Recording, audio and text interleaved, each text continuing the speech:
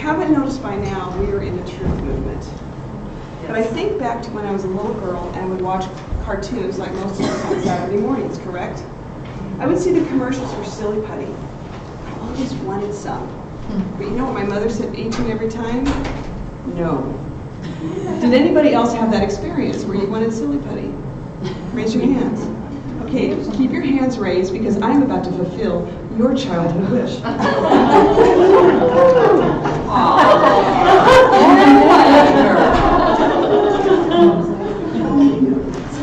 So why is Silly Putty? Wheels? No, I'm not telling you now. You might have to share. You're welcome. Anyone else? I guess you took it. Okay. I'm playing softball. Now, as you know, there's no such thing as a free lunch. So I need you to open them up, and I want you to play with them, and I want you to make a patty. Some people would be hamburger patty. Me, it would be a chocolate chip cookie. Now I want you to take that piece of Silly Putty, and I want you to hold it up to any of these lights. And I want you to tell me what you see.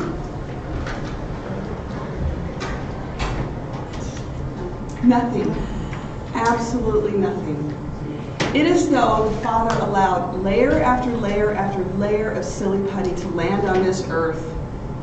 And right now, He is taking it off one layer at a time. After all, every day it's something new. Biblical Earth versus Bill Nye the Science Guy.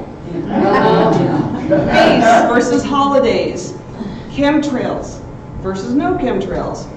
Everything is being exposed. It is though Luke 12:2 is being revealed to us every single day. So I have another question for you.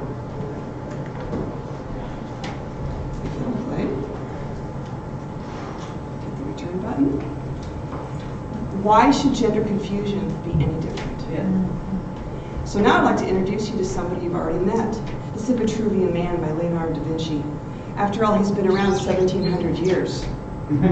We were taught that he was an incredible painter and artist. He taught us how body proportions prove geometry. But did you know he was a probable Freemason? He expressed disgust of sex with women. He lived in Florence, the San Francisco of its day. And most importantly, he was accused of sodomy at least twice. Now let's take another look at this famous painting. What if I were to tell you it's actually two men in the act of sodomy? Two sets of legs, two sets of arms, right in front of us. And speaking of sodomites, that's my daughter on the right. And I think I don't have to tell you who is on the left. My daughter runs a company called Lesbians Who Tech. She has the largest gay community in the world.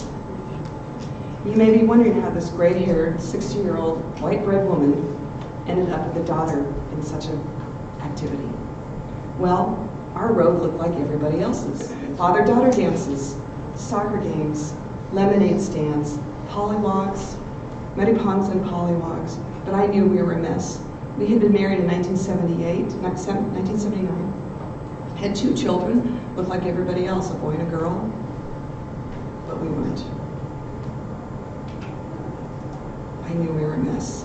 But I justified it because at least at the end of the highway, we would look like everybody else. You see, I saw my daughter walking down the aisle towards her husband-to-be, beaming, as she walked arm in arm with my husband. I saw my son to my right, beaming as he watched his bride-to-be walk down the aisle towards him. I saw the look on my children's faces when they would come over and see that their children were playing with their favorite toys I had saved for decades in my grandma box. But then one day, we were shot off the highway.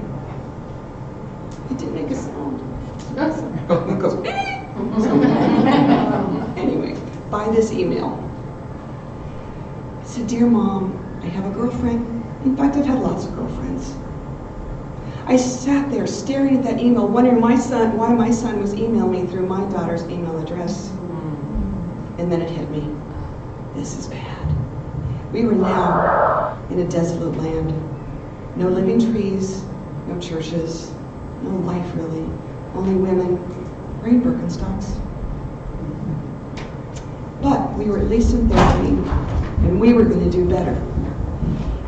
But I wanted something deeper, because you see, I knew three things. I knew the proverbial, you just got to pray about it, advice wasn't enough. I knew this had a lot to do with me. There was always a block between me and my daughter.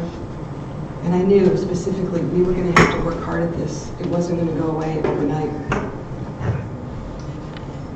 going to stay in that one. So we had deliverances done.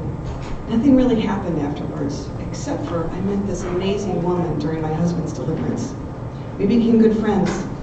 About 6 months into our friendship, she asked me a very life-changing and important question. She simply asked, "Do you have any Freemasons in your background?" And I went, "Not that I know of," which pretty much means probably. So she sent me to this prayer online, and I read it. It was against the Freemasons. It took about a half hour. I felt lighter, and pretty soon the memories started coming up. One of which I was 7 years old, and the friend of the family, Ralph Murray, came into my bedroom, and he wrote me. I started hiding my wet sheets in the toy box.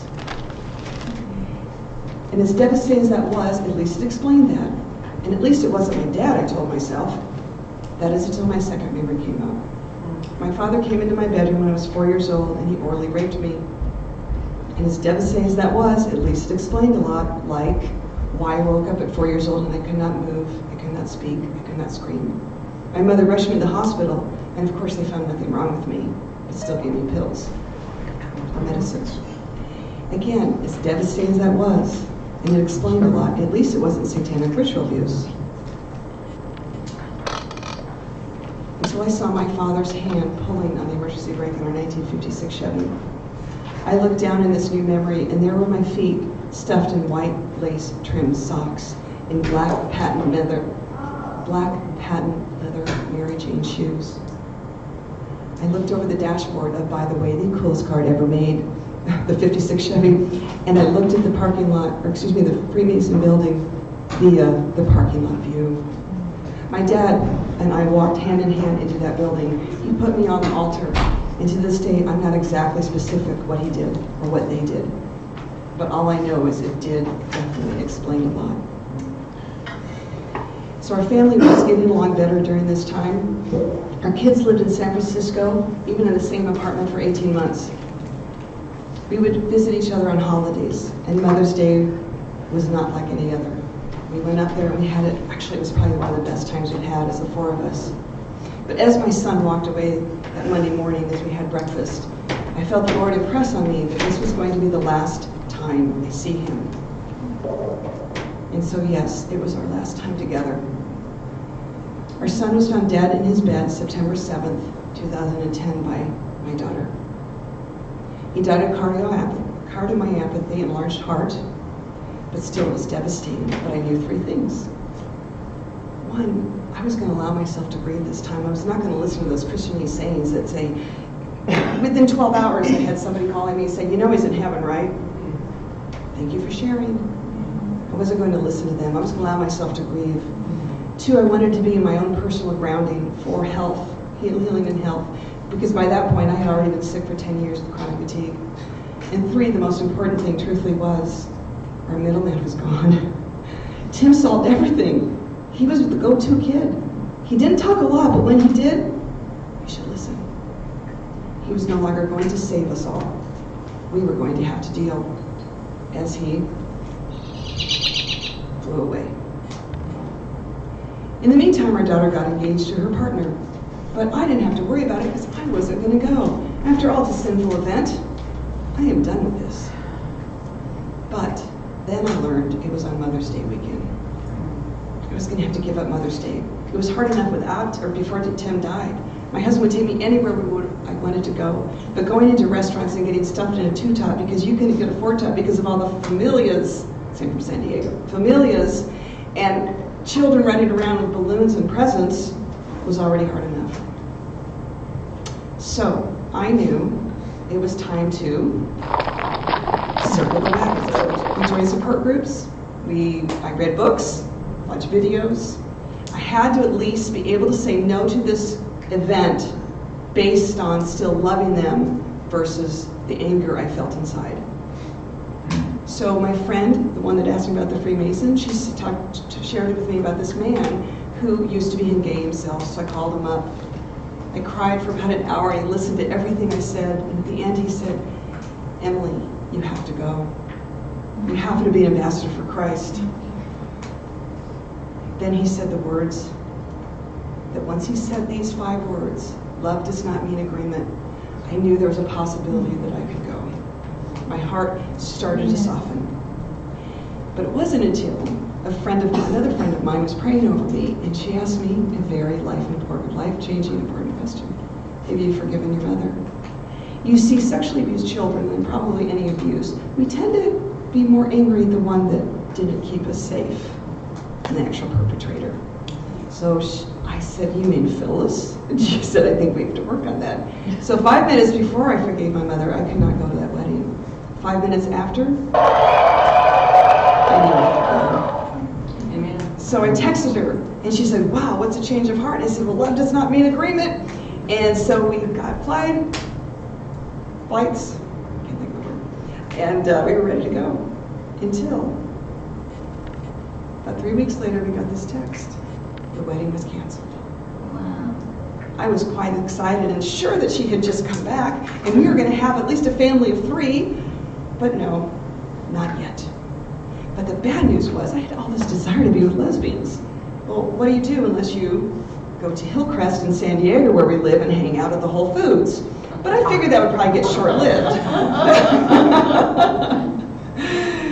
That's where I had my prom. It's Hotel Del Coronado. It's another story. Anyway, but then I remembered my daughter started putting on this little seminar.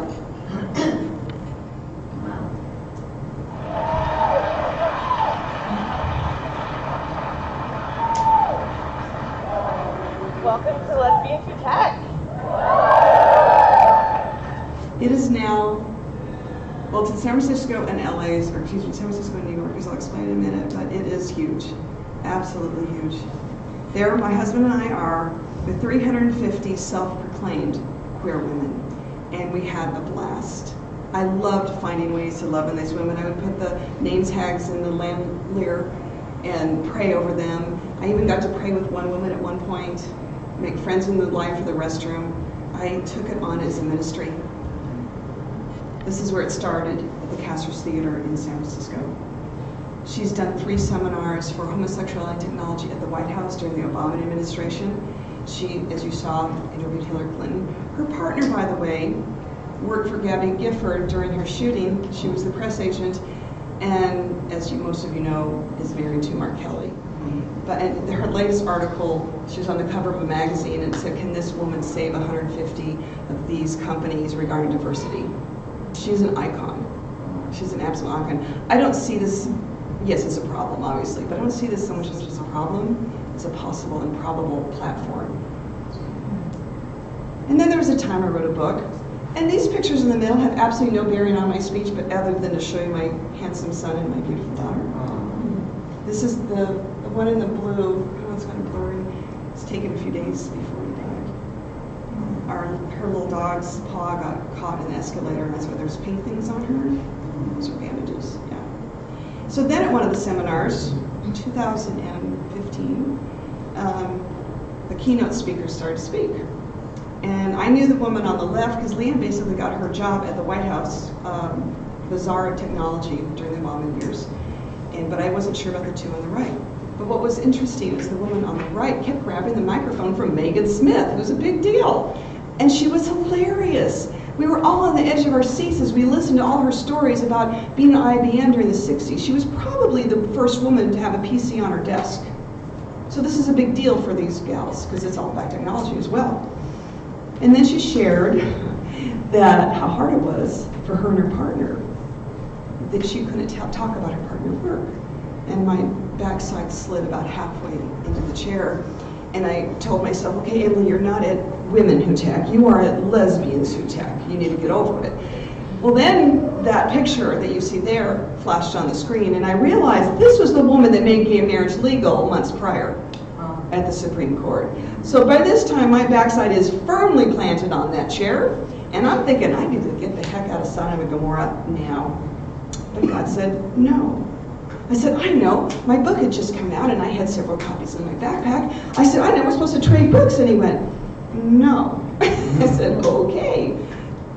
Then a year later, she was back in New York. She'd actually gone to San Francisco as well, but she was in New York this time. And my husband went up and met her. I followed his lead, and I went up and introduced myself to Edie Windsor. She grabbed my hands, and she said, your daughter made me cry when she named a scholarship program after me. And thank you so much for raising your daughter in such a way that she does these seminars. And I said, you have no idea.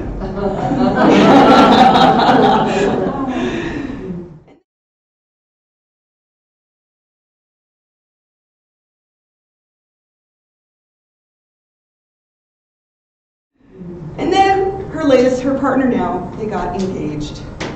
But I could not go. It was in Berlin, and I cannot be around cigarette smoke. So I stayed home. And there I watched this wedding unfold on Instagram. It was disheartening to say the least, still dealing with health issues. And the emotions of seeing Gabby Gifford and Mark Kelly getting to be at this event, and not me, was quite upsetting. So I said something on Instagram I should not have said. I didn't think they could see it, but guess what they did? And they could not wait to tell her. At this point, she does not speak to me. But it's not the end of anybody's highway into God says it is. You see, training up a child is important. When a child is born, they need to bond with the mother. Naturally, we have the milk. This is just what happens. But then when the little boy is about 1.5 to 2.5 years old, he starts to need to search out for his dad. Why? Simple. He needs to learn how to be a man, a husband, and a father. A little girl stays with the mom, and she needs to learn how to be a woman, a wife, and a mother. And when these events do not take place, this child is left with a hole in their heart. And so if there may be other factors, and not just this one, because it doesn't happen every time, but it is a huge factor, they have sex with the same-sex person, they feel whole for the first time in their lives. This puzzle piece just landed. It's a black puzzle piece, yet it's still a puzzle piece. I ran into a woman when I was just learning that even if a little girl's in the incubator, the ICU, for just a short amount of time, I guess that'd be incubator, she can still have lesbian desires, even if the mother and child go on to a wonderful relationship. So I was telling this to this gal who's taking me home via free car or shuttle car ride from a car dealership. And she said, really? And I thought, oh, I've told this to a liberal and we're going to be in trouble. She said, no. She said, I have struggled with same-sex desires my whole adult life. I'll go into them and then I get convicted and I repent and I leave and then I went back in. She said, I was in the incubator for a few hours. And here we see, I just birthed my daughter, but unfortunately they gave me Pitocin and Demerol, and I basically handed her to my husband, whom she bonded with. My son, 18 months later, different story, no drugs, birthing room, nursed him on the table.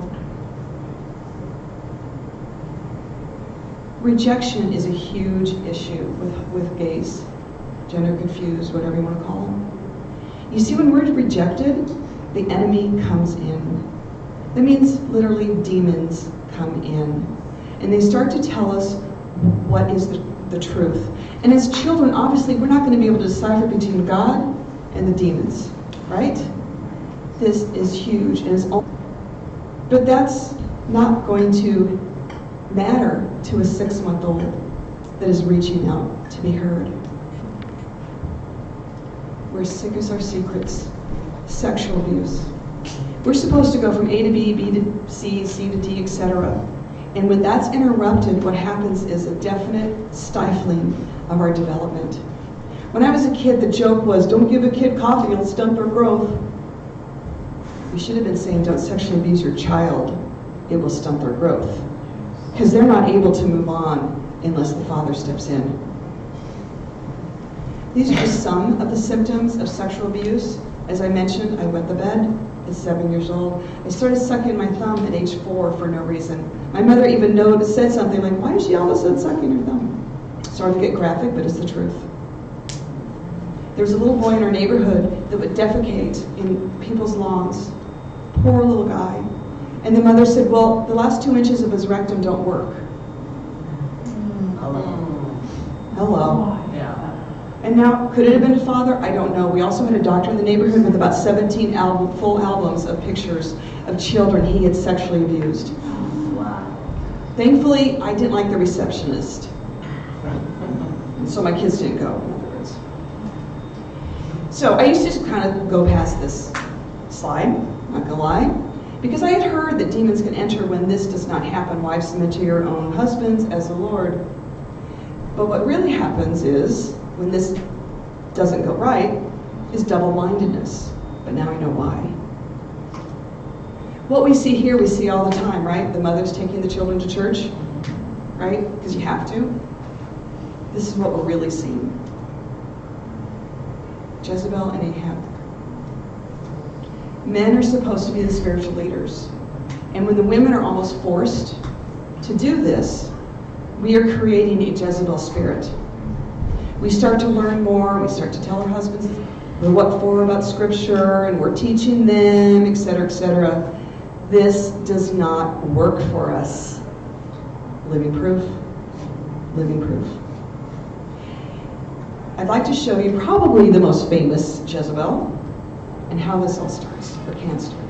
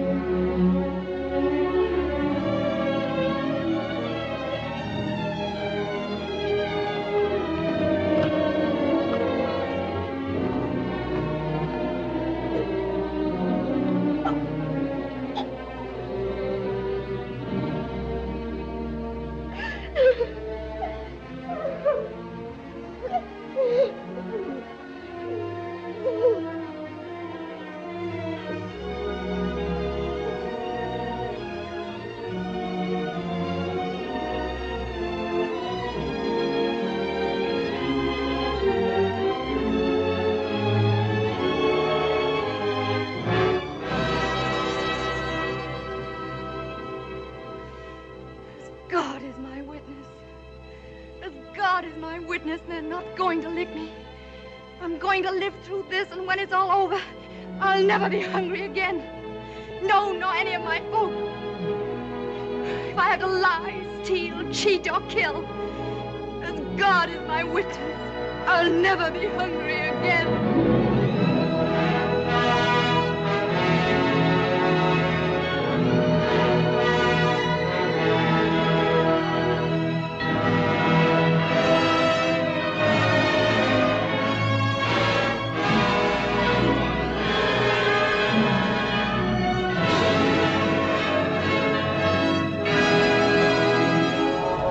You see what happens when we're mostly children. We get abused and we make oaths. Some girls will say, I will never date men, I will never be with men. I know of one that says, I will never be dependent on a man. And so she's still in control of the marriage. All sorts of different oaths can be made when we're desperate. These oaths, as you heard her, she acknowledges there's a God. She makes this oath to God. But she promises to lie, steal. Who does that sound like? Satan, who comes to steal, kill, and destroy. And she added murder, I guess destroy means murder. That's a spirit of Jezebel. She killed 450 prophets. And how does this take place, you wonder? Well, remember how God puts a spirit of like Elijah on one of his prophets? Like an instant download. Let's just get her done. Satan does the same thing, only with his people. And so then we get the spirit of Ahab. And I'm only going to do men and women. There's Jezebel can be in a man and vice versa. But at the end of the day, what this is gender confusion. The men aren't stepping up, we've pushed them down, and the Jezebels are taking over. And who did Jezebel, or Scarlet really love? This always creeped me out, but now I understand it. Oh, I can never make you understand because you don't know the meaning of fear. You never mind facing realities. You never... I'm too scared. Jezebels love to find weak men because they control them. It may not be something they do subconsciously, but it tends to be there with these spirits. And I'm not advocating maybe all of this guy's actions, but look who Scarlet really responded to. Have no honor, have we?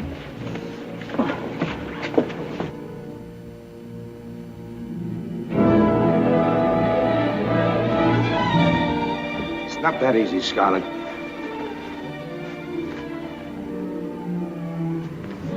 You turned me out while you chased Ashley Wilkes, while you dreamed of Ashley Wilkes. This is one night you're not turning me out.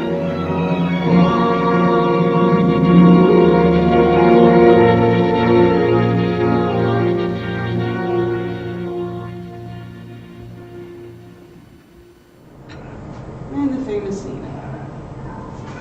She's all happy. So,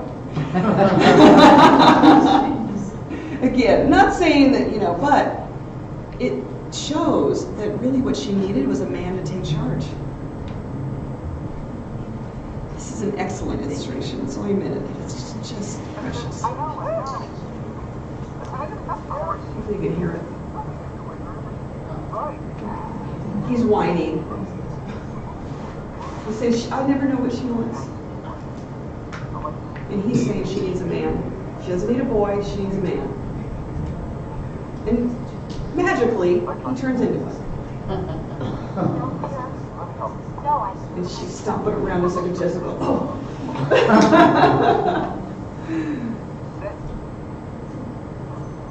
He proves to her, though, he is capable. He says, I know more about first aid than you know about baseball cards, because she's very apt at baseball cards. He has permission to tear her clothing. He says they're ruined right, so tears them then. And he aids her. He helps her. He protects her.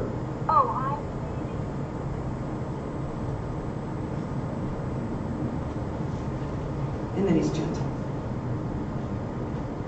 That's just an amazing illustration. I can't tell you how many times I've heard my husband say, I don't know what I'm supposed to say.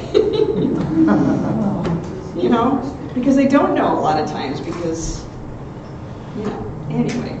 So these are generational curses as well. You don't necessarily have to be abused. And by the way, Scarlett O'Hara, no, she wasn't abused, she was spoiled. Her dad never said no. I have learned that the only effective discipline comes from the dad. When I was growing up, there was always this saying, wait till your father gets home. And then women started taking charge of the discipline, and it doesn't work. Now, we can enforce their rules, but they still need to be the head of that. So my grandmothers, I'm sure, were probably had that Jezebel spirit, especially Olga on the bottom right. She was quite a tough lady, and definitely my grandfather was an Ahab. And by the way, they say, and I think it could be true, you can't have a Jezebel without an Ahab.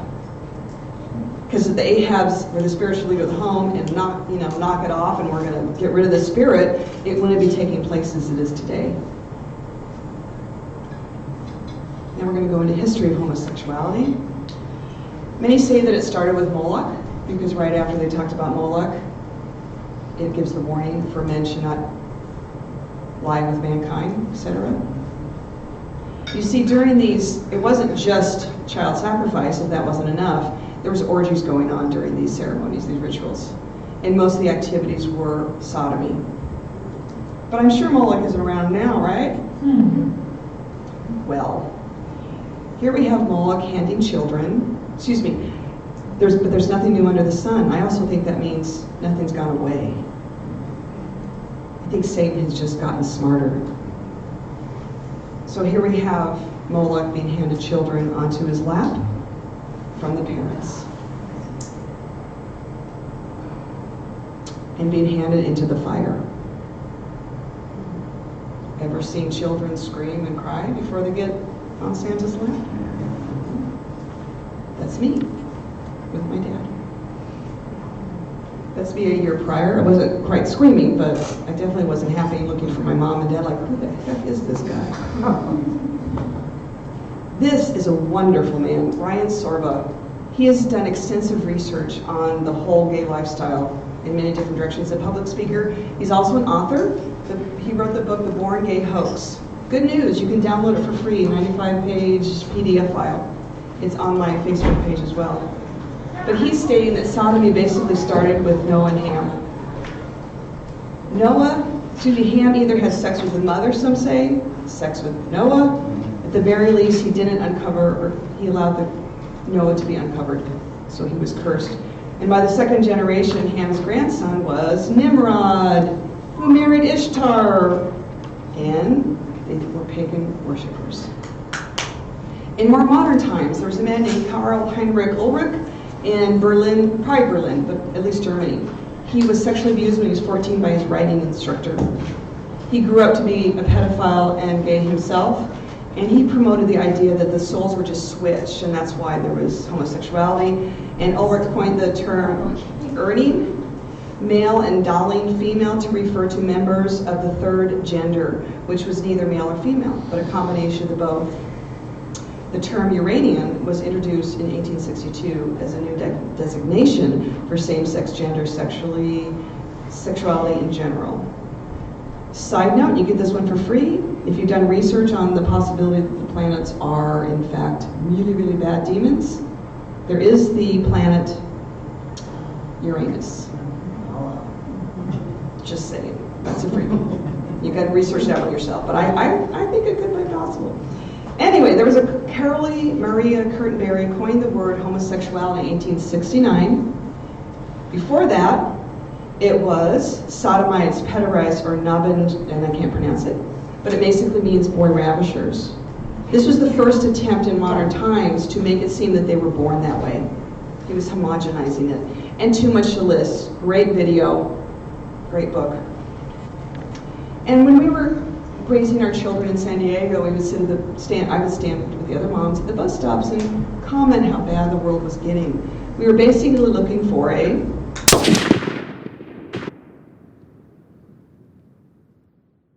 smoking gun. Little did we know it was 2 hours north of us.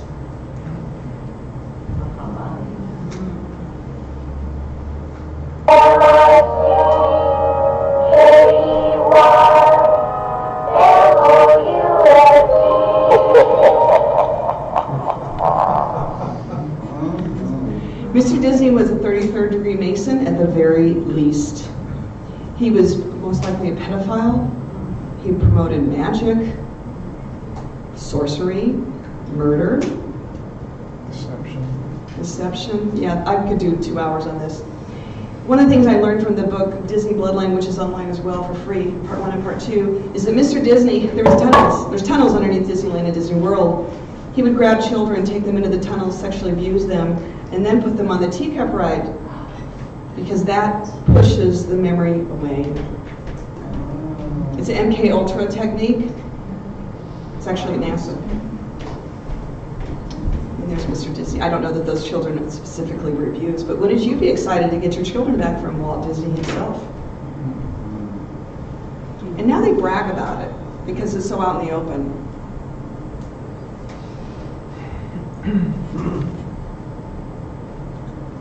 It all started with the short film Ferdinand the Bull in 1938. The 8-minute film was inspired by Monroe Leaf's The Story of Ferdinand. It told the story of a bull who didn't conform to the expectations of masculinity. All the other bulls wanted to fight, while Ferdinand just wanted to sit quietly under a tree to smell the flowers all day. Even when he grew up to be huge and was forced to fight in Madrid, he was too distracted by the scent of the flowers to do anything. The sweet bull also had long eyelashes and many other feminine characteristics, making him really different compared to the other masculine bulls. Disney won an Oscar for the Best Animated Short, so we can say that people really did appreciate queer characters at that time, even though they probably didn't even know what that word meant. That movie was filmed in Hotel del Coronado, kind of ironic. But did you notice her voice? She's just so excited to share about this. We knew all along it was a good thing. Disney still had the chance to sneak in a queer character in The Little Mermaid in 1989. Can you guess who it is? Some people said that Ursula was actually inspired by a drag queen called Divine. They made sure that the octopus was really born female in the film, but we still love to think that the character was inspired by one of the most fabulous women out there. Back to Disney's gay villain. And the next one is the most twisted of them all. How many of you know Pan is a sexual god? Right? Peter Pan. What did Captain Hook have in his arsenal? Little boys. And when one would leave, he would simply grab his hook out and get another one.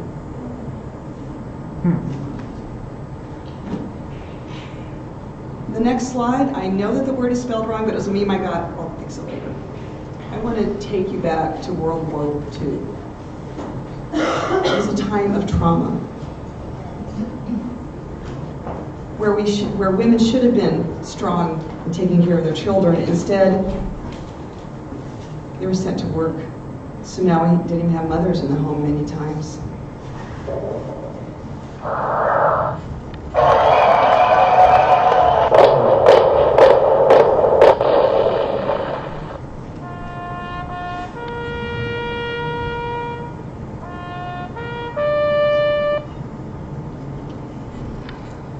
The whole nation was traumatized.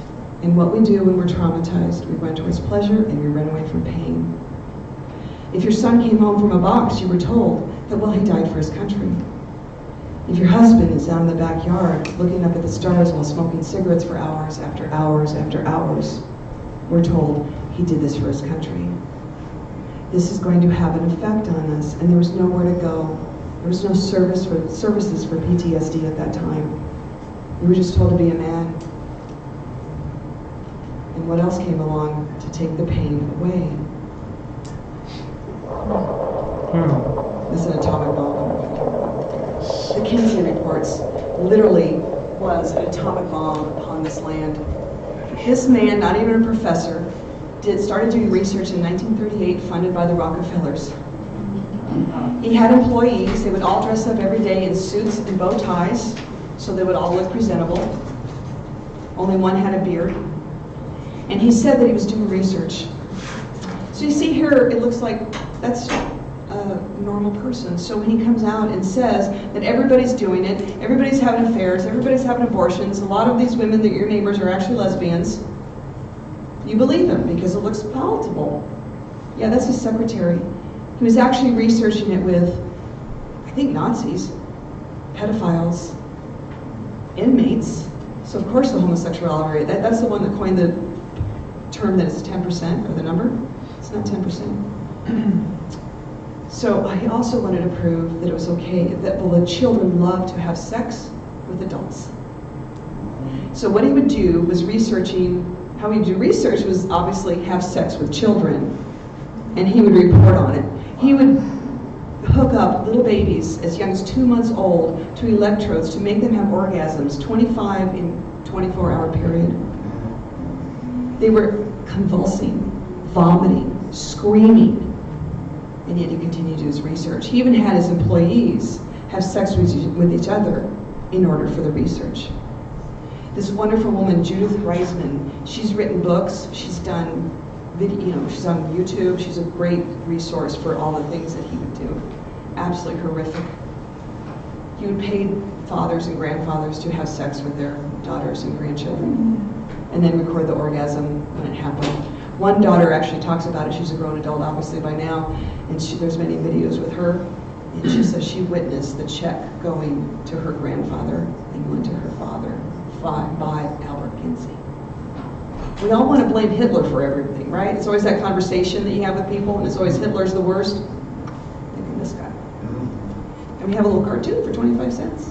We can learn about the Kinsey reports. And then for the children, then he started going to campuses in the mid-40s, promoting his ideals.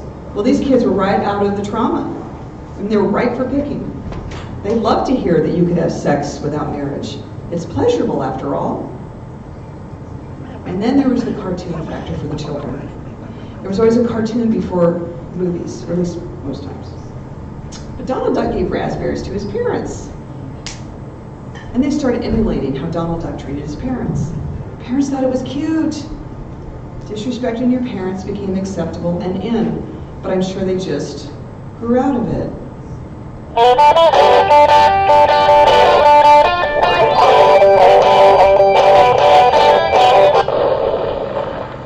Teens loved it. They could continue the rebellion. Parents hated it. I've seen videos where they're, he's from Satan, or rock and roll in general. Children rebelled naturally. The 1960s came along. Kennedy was assassinated. Our innocence was gone. Prayer was taken out of schools. The pill is now accepted. Sexual revolution speeds up. If it feels good, do it, Goldie Hawn would say and laughing. Don't trust anyone over 30. Those were just MK Ultra mind control slaves, or at least paid informants or something like that. You're paid to say that. Man landed on the moon. The globe is now confirmed. Which means God is millions and trillions and billions of miles away. We don't need him. He's so far away, he's not going to hear us anyway. Evolution. This man, who's an expert in evolution, a society that condemns homosexuality, harms itself. I'd really like to know where he gets that research, because last I checked, every society that crumbles, the last thing that happens is homosexuality is normalized. So the thing with being a believer, when you believe in creation, you know that the Creator created man and woman. You also, if you have a brain, quite frankly, would realize that they'd probably die out in a generation or two. They'd be gone. But with evolution, it's great. You can make up any rule you want. And they have. I watched a TED Talk one time of a parent that their child came out, and it was hard in the beginning, but then they realized they were really lucky, because the evolutionists taught them that when you have a gay child, it's luck, like some Asian luck thing or something. Anyway, and then we have feminism. That's Jezebel. We can do it all. I don't know if any of you are old enough to remember that lovely, or that wonderful commercial, I can bring home the bacon and fry it up in a pan, make my man happy. You can do it all. Not true. And there's Ahab wanting the field, and I couldn't decide which picture, so I put that one into. And he's sulky. And that's where men have been devalued, demeaned. And quite frankly, we both sexes has bought the lie. It's not one or the other. The 70s. Don't worry, I won't do everything. Because I lived it. First gay on television, All in the Family. And look, he's a very robust man with the blue shirt on there. Not your typical. Not to say, homosexuality was no longer a disorder. Why? Because they used the Kinsey reports for sex change, Switzerland, 1974. Feminism took a hold. We don't need men anymore. Roe versus Wade, we don't want to be inconvenienced by children. First gay flag flown in San Francisco. Let me tell you something. I lived this. This was not a good masculine look for the disco in the 70s. Gabardine did nothing for men. Harvey Milk. He was the first gay politician in the mid-70s in San Francisco. He was gunned down by a fellow constituent. Well, he had made a lot of progress for gays. Nothing spurs on a movement than a murder. I'm going to cover this in the 90s. After the Ball. Has anybody heard of this book, After the Ball? It's basically a how-to convince the world that gay is okay. And here's some quotes, and they're too small here, so I'm going to turn around. In conversion, the bigot, so the con is a bigot, who holds a very negative stereotype picture is repeatedly exposed to literal picture label pairs in magazines and on billboards and TV of gay explicitly labeled as such, who not only don't look like a picture of a homosexual. So see, they were purposely showing pictures that aren't necessarily the norm. And they're making them cute. I mean, Will and Grace. They're cute. It's cute. Best friend. It's all good. We mean conversion of the average American's emotions, mind, and will through a planned psychological attack in the form of propaganda fed to the nation via the media. And we should practice this, Thank you. Advertisements can depict homophobics and homo-hating bigots as crude loudmouths and blank holes who are not Christian. It can show them being criticized, hated, shunned. It can depict gays experiencing horrific suffering as a direct result of homo-hated, suffering of which even most bigots would be ashamed to be the cause. This was all done on purpose, and what they did, and it's explained in the book, they made up this report or study to try to prove that they were born that way. At the end of the study, they said they weren't. But yet, people bought it up. I watched it. Just bought it up. And so then at the same time, coincidentally, they had programs like Will and Grace come on, et cetera, and all of a sudden, I mean, now today's commercials have gays in them, you know. And as I was doing research for Kinsey, I thought I should watch his movie, even though I knew it would be full of lies, so I went to Netflix. It wasn't on there. But this is the fallout of the Kinsey reports, right? He ended up dying of a thank you, disease from sadomasochistic masturbation. Yeah. Not to say I'm really happy that he died miserably, but kind of. So, being I've been in the Flat Earth movement for over 4 years now, or the Truth movement, but especially the Flat Earth, everyone has a different theory of what a pyramid is. I liken to the one that I mirrored on my YouTube channel so you can watch it. But she basically says that is a rectum. And the one eye in there is when you have sex with an individual, maybe especially a child, it hits a certain place in the spinal cord that is attached to the pineal gland. So in their opinion, it opens up the third eye. And that's what this is all about. Freemasons are all about sodomy. It's a 17-minute video, and I highly recommend it. My YouTube channel is Emily1922, and I'll talk about that more tomorrow. And here we have the Epcot Center of Disney. Right?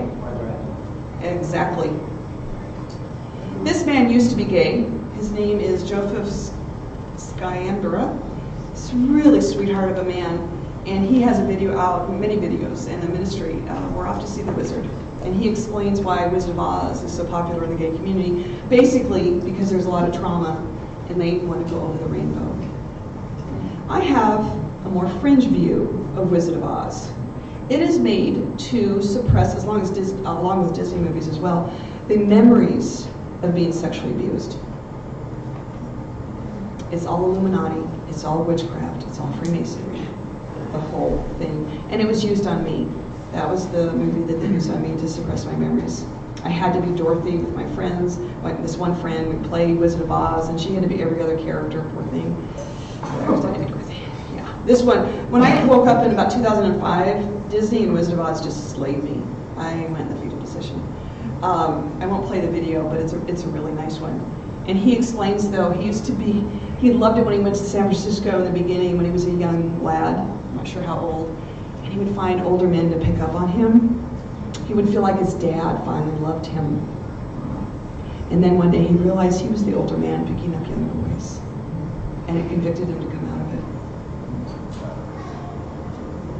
it. And how many of you know that symbols talk to us? They talk to each other as symbols, right? So here is a museum in Edmonton on gender sexual diversity. And we have that lovely pink symbol, which is boy love and all the other wonderful symbols that Pizzagate promotes. I got into it with a guy at the San Diego airport. When I said something about Pizzagate, they started laughing at me, mocking me, him and his friend. It was not pleasant. I said, he was showing me reports on his laptop. I said, those are just words. Go look at pictures.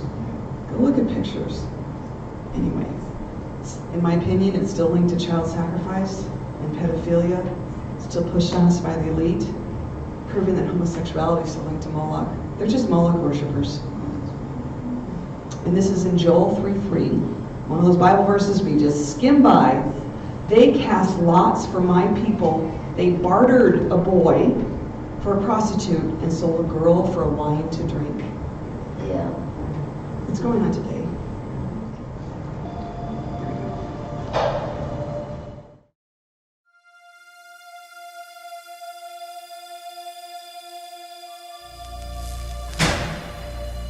It's interesting that the ending of Toy Story 3 has the toys accepting their fate of fiery destruction, but are then redeemed by 3 alien saviors. That's a whole different topic in itself, and we're working on covering that in our upcoming Alien and UFO documentary, so be on the lookout for that. But the newest teaser for Toy Story 4 caught our attention when they appear to be dancing in a circle in the clouds of heaven as a new character enters the screen and screams in panic saying, "I don't belong here!"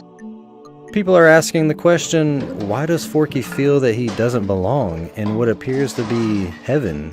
I couldn't help but notice that Forky is actually not a fork, but a spork, which is neither a fork or a spoon, but a combination of both. You might say Forky is utensil fluid. You may think we are reaching here, but coincidentally, Forky has a rainbow sticker on his left foot, which just happens to be the official colors that represent the LGBT community.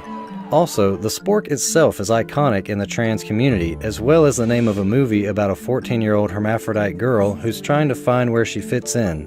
I'm a 14-year-old girl. Or actually a hybrid. Girl and boy. And as Hollywood loves to do, shows a Christian group rejecting her. What's your name, sweetie?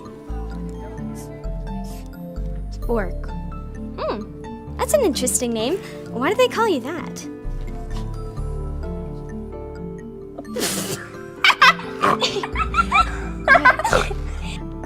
I really don't think someone like you would make a very good addition to God's army of goodness.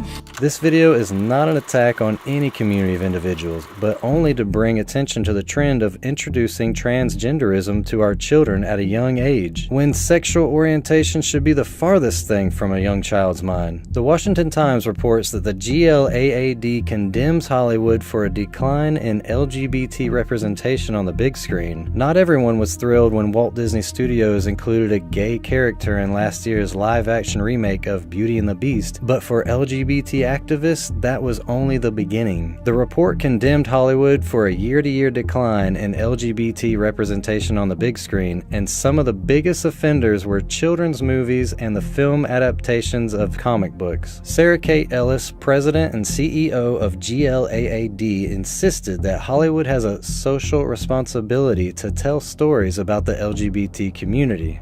GLAAD.org says, GLAAD is calling on the 7 major film studios to make sure that 20% of annual major studio releases include LGBTQ characters by 2021, and that 50% of films include LGBTQ characters by 2024. This is the first step in creating a barometer that will move them from a poor or failing rating to a good or excellent one.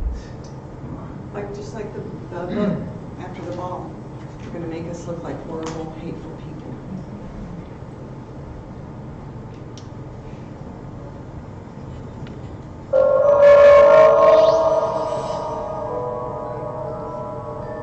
I think that anyone can do what they want in life.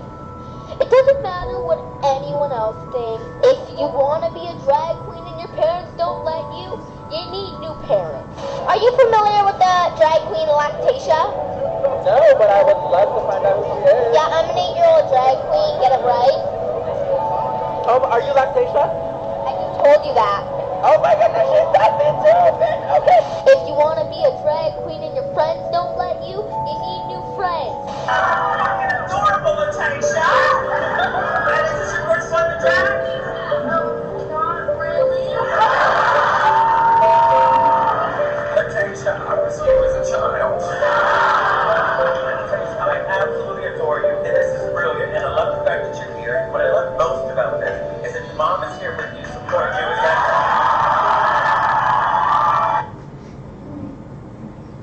We've come so far, haven't we? We should be so proud of ourselves. I'm going to end it here for today. I hope you come back to see the rest. As you can see, though, we've all had a part in this. We've all gone to Disney movies. We've all thought this was okay. And we're here now. And what do? Lots of repenting, quite frankly. Lots of repenting. Face plants is what I call them, because I've done them. Anyway, so enjoy your lunch.